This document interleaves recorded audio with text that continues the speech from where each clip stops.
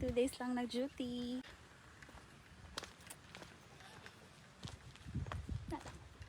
Chika lang.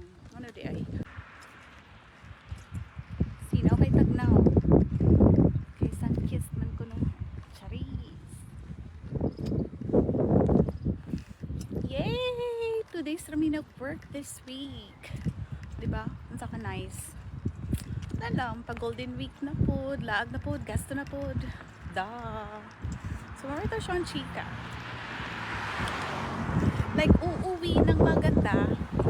Charis, diday. Papasok ng maganda.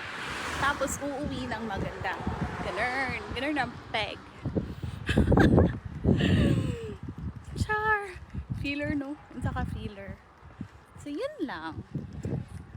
Dapat ganun yung mindset natin. Papasok tayo ng maganda, uuwi pa rin ng maganda. Ganun. Yan lang. Love you always. Bye!